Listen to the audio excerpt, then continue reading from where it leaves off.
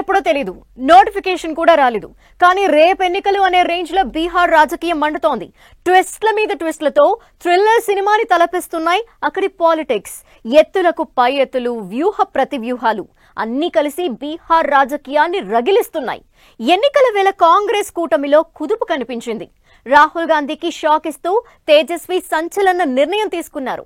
ఇంతకీ బీహార్లో ఏం జరుగుతోంది? ఎవరి రాజకీయం ఎలా నడుస్తోంది? అక్కడి ఓటర్ మాటేంటి?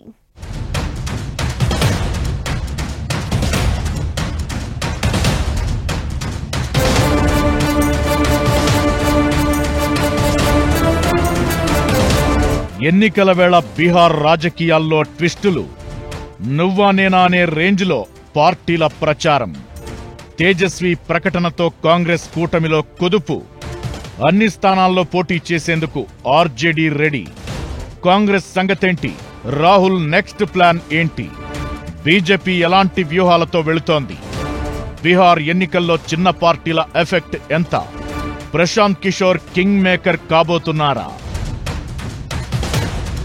త్వరలోనే బీహార్లో అసెంబ్లీ ఎన్నికలు జరగబోతున్నాయి. ప్రధాన పార్టీలన్నీ ఇప్పటికే ప్రచారంలో దూసుకుపోతున్నాయి. ఇంకోవైపు కేంద్ర ఎన్నికల సంఘం షెడ్యూల్పై తీవ్ర కసరత్తు చేస్తోంది. వచ్చే నెలలోనే ఎన్నికల నోటిఫికేషన్ రానున్నట్లు ప్రచారం జరుగుతోంది. 3 విడతల్లో పోలింగ్ నిర్వహించేలా ఈసీ ప్లాన్ చేస్తోంది. దేశంలోని మిగతా రాష్ట్రాల రాజకీయమంతా ఒకెత్తైతే బీహార్ పాలిటిక్స్ మరో ఎత్తు. సంకీర్ణ ప్రభుత్వాలకు కేరాఫ్ గా ఉంటుంది. 1990లో కాంగ్రెస్ ప్రభుత్వ పతనం తరువాత ఇక్కడ 35 ఏళ్లుగా ప్రాంతీయ పార్టీల హవానే కంటిన్యూ అవుతోంది. బీహార్ అసెంబ్లీ ఎన్నికల ఫలితాలు జాతీయ రాజకీయాలను ఎఫెక్ట్ చేస్తుంటాయి. దీంతో త్వరలో ఎన్నికలు జరగబోతున్న వేళ ఇప్పుడు దేశం చూపు మొత్తం బీహార్ మీదే కనిపిస్తోంది. 13 కోట్లకు పైగా జనాభాతో 243 స్థానాలున్న బీహార్లో రాజకీయాలు ఈసారి కూడా కుల సమీకరణాల చుట్టే తిరుగుతూ అన్ని పార్టీలకు కురుక్షేత్రంగా మారాయి. 2020 ఎన్నికల్లో ఎన్డీఏలో భాగంగా ఉన్న జేడీయూ రాష్ట్రంలో ప్రభుత్వం ఏర్పాటు చేసింది. ఆ తరువాత కొద్ది రోజులకు మహాగఠబంధన్తో చేతులు కలిపింది. ఆ తరువాత మళ్లీ ఎన్డీఏలో చేరింది. ఇకటు విపక్ష కూటమి మహాగఠబంధన్లో ఆర్జేడీ నేత తేజస్వి యాదవ్ కీలక పాత్ర పోషిస్తున్నారు. రేపే ఎన్నికలు అనే రేంజ్లో బీహార్లో పొలిటికల్ ఫైట్ కనిపిస్తోంది. ఇలాంటి తరుణంలో రాజకీయం రోజుకో మలుపు తిరుగుతోంది. మిత్రపక్షాల కూటమి మహాగఠబంధన్లో సీట్ల లొల్లి స్టార్ట్ అయింది. కూటమిలోని అన్ని పార్టీలు ఎక్కువ సీట్లు కోరుతున్నాయి. ఇలాంటి పరిస్థితుల్లో ఆర్జేడీ నేత తేజస్వి యాదవ్ చేసిన వ్యాఖ్యలు కూటమిలో కుదుపులకు కారణమవుతున్నాయి. తాము రాష్ట్రంలోని మొత్తం 243 స్థానాల్లోనూ పోటీ చేయనున్నట్లు ప్రకటించారు. హేమంత్ సోరెన్ నేతృత్వంలోని జార్ఖండ్ ముక్తి మోర్చా, పశుపతి పరాస్ నేతృత్వంలోని లోక్ జనశక్తి పార్టీలను చేర్చుకోవడం ద్వారా మహాగఠబంధన్లో ఇప్పటికే సీట్ల కేటాయింపు సమస్యగా మారింది. ఇలాంటి తరుణంలో తేజస్వి యాదవ్ తాజా ప్రకటన సంచలనంగా పరిణమించింది. 2020 ఎన్నికల్లో కూటమిలో భాగంగా 144 నియోజకవర్గాల్లో పోటీ చేసిన ఆర్జేడీ 75 స్థానాలు గెలుచుకుని ఏకైక అతిపెద్ద పార్టీగా అవతరించింది. 70 సీట్లలో పోటీ చేసిన కాంగ్రెస్ 19 స్థానాల్లో విజయం సాధించింది. అయితే తమ పార్టీ స్ట్రాంగ్ అయిందని కాంగ్రెస్ నేతలు భావిస్తున్న టైంలో తేజస్వి ప్రకటన హాట్ టాపిక్ అయింది. తమకు తమ కూటమికి వరుసగా పరాభవాలు ఎదురవుతున్న వేళ బీహార్లో ఎట్టి పరిస్థితుల్లోనూ విజయం సాధించాలని రాహుల్ గాంధీ స్ట్రాంగ్ గా ఫిక్స్ అయ్యారు. పార్టీని కూటమిని బీహార్ జనాలకు దగ్గర చేసే ప్రయత్నాలు చేస్తున్నారు. ఒకప్పుడు ఏలిన నేలపై మళ్లీ పట్టు సాధించేందుకు వ్యూహాలు రచిస్తున్నారు. ఓటర్ అధికార్ యాత్ర చేపట్టి జనాలకు దగ్గరయ్యారు. పార్టీని దగ్గర చేసే ప్రయత్నం చేశారు. రాహుల్ యాత్ర బీహార్ రాజకీయాల్లో ప్రకంపనలు క్రియేట్ చేస్తుందనుకున్న టైంలో ఇప్పుడు తేజస్వి యాదవ్ ప్రకటనతో విపక్ష కూటమిలో ప్రకంపనలు ఖాయమనే అభిప్రాయాలు వినిపిస్తున్నాయి. బీహార్ విజయం కాంగ్రెస్ కు మాత్రమే కాదు, నాయకుడిగా రాహుల్ కు కీలకం. బీహార్ రాజకీయంగా కీలక రాష్ట్రం కావడంతో ఆ విజయం జాతీయ స్థాయిలో కాంగ్రెస్ ప్రభావాన్ని పెంచుతుంది. దీంతో ఎట్టి పరిస్థితుల్లోనూ విజయం సాధించి తీరాలన్న వ్యూహంతో రాహుల్ ముందుకెళ్తున్నారు.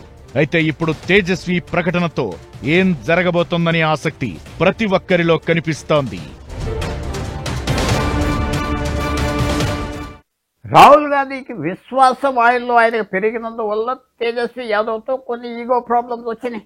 ఆయన సరైన ఇంపార్టెన్స్ ఇవ్వకపోవటం, అన్నిటికంటే ముఖ్యం ఏంటంటే లాలూ ప్రసాద్ తేజస్వి యాదవ్కి కాంగ్రెస్ పార్టీలో కన్నయ్య కుమార్, పప్పు యాదవ్ అలాంటి నాయకులు, వాళ్ళకి భయం, వాళ్ళకి టికెట్లు ఇవ్వకూడదు, వాళ్ళకి నాయకత్వం పొజిషన్స్ ఇవ్వకూడదు అని కాంగ్రెస్ మీద కూడా ఒత్తిడి తెస్తున్నారు. ఇవన్నీ సరి చేసుకోవటానికి ఎలక్షన్లో సీట్లు ఎవరికైనా వస్తాయి. 2020లో కాంగ్రెస్ 70 సీట్లు పోటీ చేసింది, 19 గెలిచింది.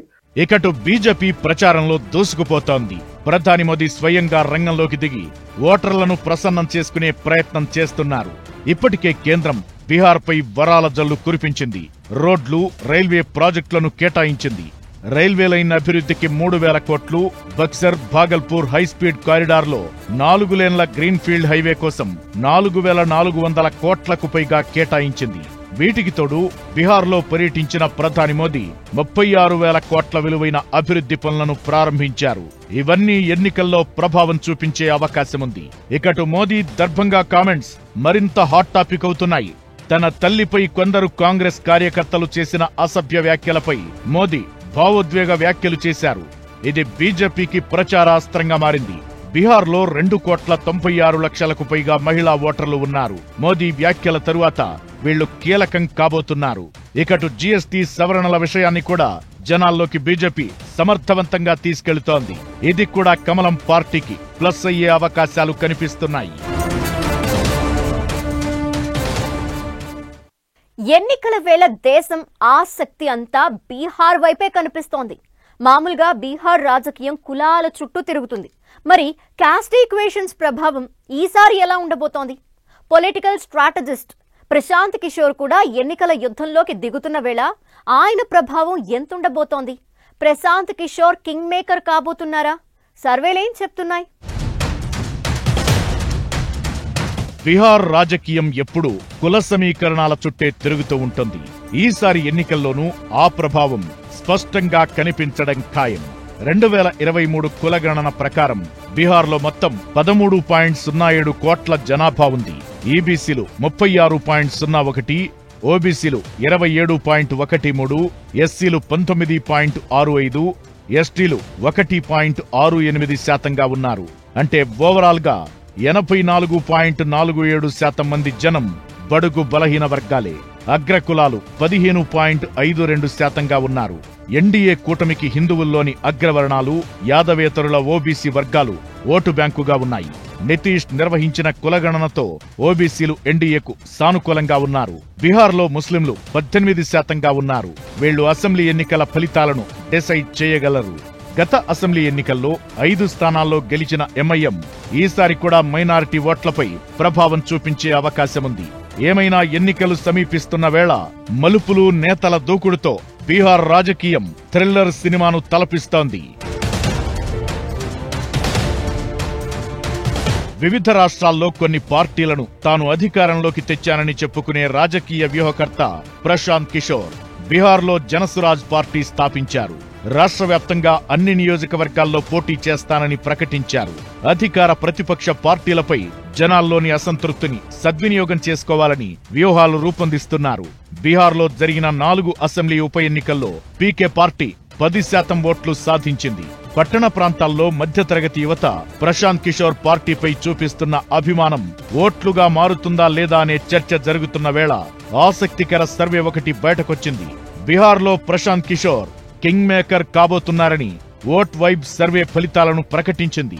ఎన్డీఏ కూటమికి 36.2% ఓట్లు వస్తుండగా ఇండియా కూటమికి 35.8% ఓట్లు రానున్నట్లు తెలిపింది.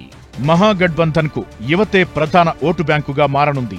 అగ్రవర్ణాల్లో, షెడ్యూల్డ్ కులాల్లో ఎన్డీఏకి బలమైన మద్దతుంది. షెడ్యూల్ కులాల్లో 43% మంది ఎన్డీఏకి మద్దతివ్వగా 25% మంది ప్రతిపక్ష కూటమికి మద్దతిచ్చారు.